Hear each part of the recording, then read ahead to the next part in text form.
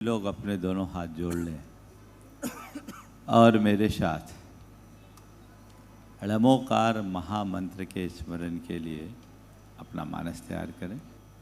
ळमो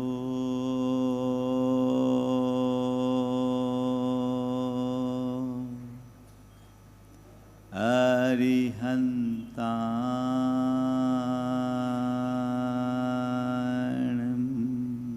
नमो अरिहंताणं ळमो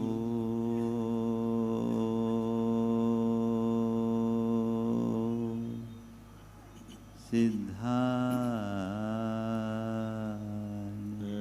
नमो सिद्धाणं ळमो आयर्याणं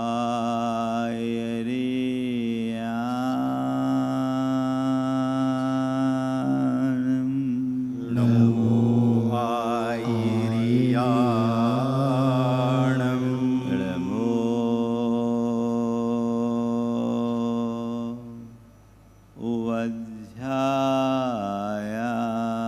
उवध्यायाणं नमो वज्रायाणं ळमो लोये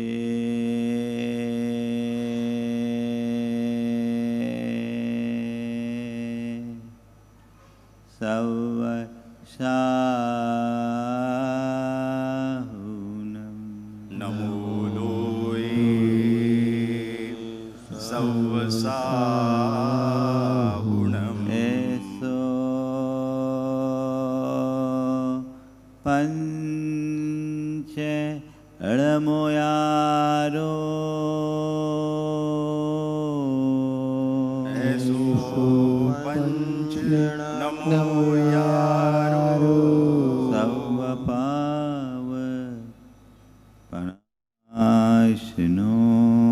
सर्वपापणासनो मंगलालं च सवेसिं मंगलाणं च सवेसिं परमं हो मंगलम् परमं होय मंगलम्। जय बोलो देवादिदेव 1008 श्री भगवान महावीर स्वामी की जय। अहिंसा परमो धर्म की जय। परम पूज आचार्य गुरुवर श्री विद्यासागर जी महाराज की जय। परम उपकारी परम पूज्य मुनिश्री 108 प्रमाण सर जी महाराज की जय। समस्त आचार्य संघ की जय। भगवान महावीर जयंती की पूर्व संध्या जीटो के द्वारा आयोजित महामंत्र नमोकार की आराधना का ये प्रसंग मैं समझता हूँ वर्तमान परिस्थितियों में एक बड़ी सार्थक और सामयिक पहल है। ळमोकार महामंत्र एक ऐसा महामंत्र है जो केवल शांतिक और पौष्टिक कर्मों में ही काम में आता है, जिसके स्मरण मात्र से सारे जगत में शांति हो सकती है। एक और जब सारा विश्व युद्ध और आतंक के दौर से गुजर रहा है, जहाँ सर्वत्र भय और उन्माद का वातावरण बना है, जहाँ सब जगह हिंसा और क्रूरता विस्तार पाते जा रही है, ऐसे विषम दौर में यदि शांति और सद्भावना को स्थापित करने का कोई मार्ग बन सकता है तो हमारी ये आराधना ही बन सकती है। ऐसे मौके पे जब सबने नमोकार महामंत्र की आराधना की बात की है, मैं आज आप सबसे 4 बातें कहना चाहूँगा जिसकी समग्र विश्व को सर्वाधिक आवश्यकता है। वह है बोध, वंदन, आश्रय और प्रवृत्ति। सबसे पहली जरूरत है बोध की, समझ की। आज हम महावीर जयंती मना रहे हैं। हमें जानना है कि महावीर का जन्म नहीं हुआ, महावीर का जन्म नहीं हुआ, महावीर का निर्माण होता है। और कोई भी आत्मा महावीर तभी बन पाती जब वो अपने आप को समझ पाती है, अपने आप को जान पाती है। संत कहते हैं अपने जीवन को ऊंचा उठाना है तो सबसे पहले अपने आप को जानो, तुम हो कौन, उसे पहचानो। अपनी आत्मा को पहचानो, अपनी आत्मा को जानो। आत्मज्ञान के बिना जीवन का उत्थान नहीं हो सकता। जब तक हम अपनी अंतरात्मा को नहीं पहचानते तब तक मोह माया के इस जंजाल में उलझे रहते हैं। जो अपने भीतर आत्मबोध प्रकट कर लेता है उसके जीवन की दिशा और दशा सब कुछ परिवर्तित होती है। हमें पूरे संसार को एक संदेश देने की आवश्यकता है, वह है आत्मबोध की। भगवान महावीर ने कहा आप दीपो भाव, अपनी आत्मा के स्वयं प्रकाशी बनो। पहले खुद को पहचानो और उस पहचान के बाद सारे जगत में उसका प्रकाश फैलाओ। भगवान महावीर ने यही किया। वो जागे, अपने आप को जाने और जानकर अपने भीतर के महावीरत्व को प्रकट किया। उनने हम सबको संदेश दिया, जिस दिन तू खुद को ठीक ढंग से जान लेगा तो खुद में महावीर हो जाएगा। हमें व्यक्ति व्यक्ति को ये बात समझाने की ज़रूरत है कि हम क्या है इसे जानो। हम ये जो दिखाई पड़ रहा है ये तो ऊपर का ढांचा है, भीतर के तत्व को पहचाने। हम खुद के स्तर पर आत्मबोध से जुड़े और सारे जगत में आत्मबोध का संदेश दें। जैसे जैसे आत्मबोध जगता है वैसे वैसे आध्यात्मिक चेतना जागृत होती है। और जब मनुष्य का हृदय आध्यात्मिक चेतना से ओतप्रोत हो जाता है उसके जीवन की दिशा और दशा बदल जाती है। यदि हम हिंसा और हाहाकार को मिटाना चाहते हैं तो हर व्यक्ति के हृदय में आध्यात्मिक निष्ठा जगाने की जरूरत है। जब ये आध्यात्म जगता है तो अंतरंग में सर्वभूतात्म भावना जगती है, आत्मोपौम्य की भावना जगती है। और ऐसी स्थिति में व्यक्ति वसुधैव कुटुंबकम के भाव को साकार कर पाता है, जहाँ सब कोई अपने समान दिखे। मित्र अप्पा भूयेषु कप्पे की उक्ति को चरितार्थ कर सके। सब प्राणी में अपनी छवि को देखने वाला व्यक्ति सच्चे अर्थों में अपने अस्तित्व से सबके अस्तित्व को जोड़ने में समर्थ होता है। और जब ऐसे अस्तित्व की भावना जागती है तभी अहिंसा और करुणा का झरना हमारे हृदय से फूट पाता है। क्योंकि जब हम अपने समान अन्य प्राणियों की आत्मा के अस्तित्व को स्वीकारना शुरू कर देते हैं तो सब अपने समान दिखने लगते हैं। और जब सब में समानता का दर्शन होता है तभी हमारे हृदय में संवेदना जगती है। एक संवेदना जो केवल सहानुभूति के रूप में नहीं, समानुभूति के रूप में प्रकट हो। सहानुभूति तो किसी के प्रति कोई भी प्रकट कर सकता है। और जब हम सहानुभूति प्रकट करते हैं तो हमारे मन में ऐसा होता है जैसे हम किसी पर कृपा कर रहे हैं। लेकिन भगवान महावीर की करुणा इससे ऊंची बात करती है, इससे ऊंची अवस्था है, जहाँ खुद को ऊपर रख करके यदि हम किसी के प्रति कुछ करते हैं तो वो कृपा है। लेकिन जब सबको अपने बराबर हो देख करके बराबरी के साथ सबका सत्कार करते हैं तो वो समानुभूति है जो आत्म अस्तित्व के साथ जुड़ने के बाद है। हमें आज पूरे विश्व में ऐसे ही सहअस्तित्व की भावना को विकसित करने की ज़रूरत है। तब हम वसुधैव कुटुंबकम के संदेश को साकार कर पाएंगे। महावीर जयंती का ये प्रसंग हम सबके लिए अवसर है जागरण के संदेश को सब तरफ फैलाने का। तो हम पहले आत्मबोध करें। दूसरी बात है बंधन, जो हमारे भीतर के समर्पण को प्रकट करता है। आज ये नमोकार मंत्र की आराधना कर रहे हैं। नमोकार में बंधन है किसका? नमोकार में बंधन है किसका? हमारे भीतर छिपी हुई संभावनाओं का। हम नमोकार में जब बंधन कर रहे हैं तो किसी अनंत सिद्ध आचार्य उपाध्याय साधु की नहीं, अपने भीतर छिपी हुई असीमित संभावनाओं को बंधन कर रहे हैं। संत कहते उसे प्रणाम करो जो तुम्हारे भीतर है और उसे उद्घाटित करो जो तुम्हारे भीतर है। जब तुम पहचानोगे, अपने आप को जानोगे, अपने भीतर के अस्तित्व को पहचानोगे तो उन सब चीज़ों को तुम अपने भीतर उद्घाटित कर सकोगे। तुम्हारे भीतर भी वही अरहंत है, तुम्हारे भीतर भी वही सिद्ध है। और जब इस बंधन की प्रक्रिया को स्वीकार करोगे तो तुम अपने भीतर के उस परम तत्व को उद्घाटित कर लोगे।